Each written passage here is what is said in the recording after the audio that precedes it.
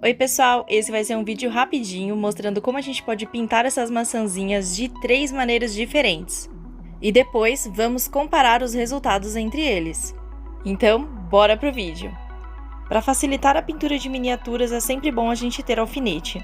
Desse jeito você não borra a peça e depois ainda tem onde apoiar para secar. E já dando spoiler, nós vamos utilizar giz pastel, pó mágico de biscuit e tinta acrílica. Coloque as miniaturas no alfinete e pegue um pincel fino. Vamos iniciar com o giz pastel seco. Eu vou pintar duas maçãs de duas maneiras diferentes, uma utilizando o pó totalmente seco e outra utilizando o pó molhado. Eu raspei um pouquinho de pó e vou pintar toda essa maçãzinha só com ele seco.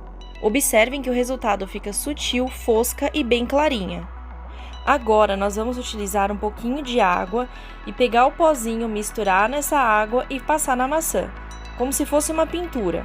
Observem que vai formando como se fosse uma tinta, pintando sempre na vertical, tanto indo para cima como para baixo, fazendo várias linhas, em vários tons. Fica bem mais realista assim.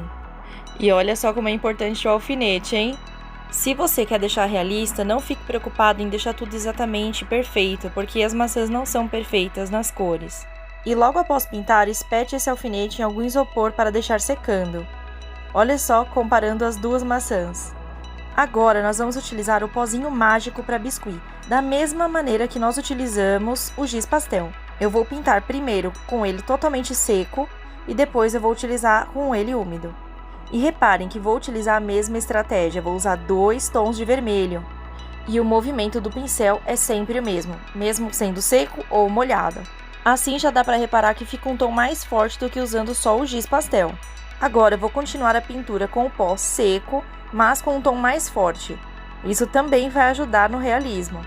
Com ela pronta, vocês vão ver que ela fica bem mais forte do que só quando a gente utilizou o giz pastel, mas deixa uma textura e um fosco bem bonito. Agora nós vamos colocar um pouquinho de água junto no pó mágico para biscuit. Vai virar como se fosse uma tinta. E a tonalidade também fica um pouquinho mais forte do que o giz pastel. A forma de pintar é a mesma coisa. Movimentos para cima e para baixo. Você pode ir misturando com água para tirar um pouquinho daquele vermelhão e deixar o amarelinho aparecendo mais e colocar um pouquinho do vermelho escuro. Olha só o resultado como que fica. Lindo, né? Agora comparando as duas pinturas com o pó molhado e o pó seco. Mas não se esqueça, tem que esperar secar para ver a tonalidade verdadeira, hein? Mas e se você não tiver pó e nem giz? Você pode usar tinta acrílica. Ou até a PVA também dá. Mas não se esqueça, precisa estar seco o biscuit. Também estou utilizando 2 tons de vermelho, e a forma de pintar é a mesma. Movimentos retos na vertical. Quanto mais você deixar a tinta úmida, mais vai tirando um pouquinho daquela força da tinta, deixando o amarelinho de trás aparecendo. Fica mais realista assim. Olhem só o resultado mais de pertinho. Fica bem parecido e fica lindo também. Então observem só quantos tipos de maçãs diferentes nós temos e como as cores são diferentes entre elas. Dessa forma, você pode usar a técnica que você mais gosta, ou você pode usar até todas, que vão ficar muito realistas as suas maçãs. Olha só a liberdade que você tem para pintar essas maçãs, hein? O imperfeito delas é perfeito. Agora, importante, você precisa passar o verniz para fixar o pó e o giz pastel. Se você não sabia disso, vai lá assistir o vídeo que é de giz pastel e de pó mágico para biscuit. Aqui para ajudar vocês a comparar os resultados. Esse daqui é o resultado que a gente teve pintando com a tinta. Agora, esse daqui é o resultado que a gente teve com a pintura do giz pastel. O acabamento fica fosco.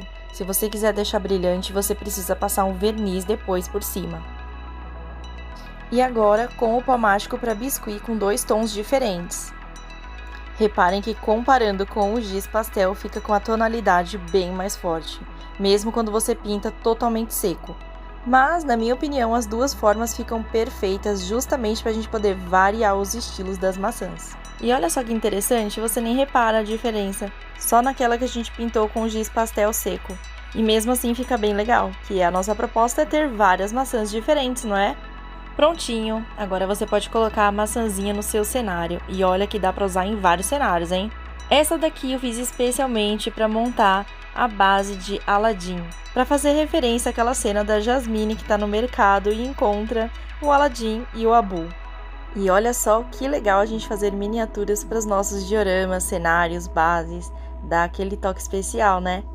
E você pode fazer maçã para Bruxa da Branca de Neve, olha só, o tema combina, hein? Assim como também qualquer tema de escola, olha aí. Agora você já sabe, hein? Se você gostou do vídeo, ajuda a Déia, compartilha, curte esse vídeo e chama seus amigos para cá também.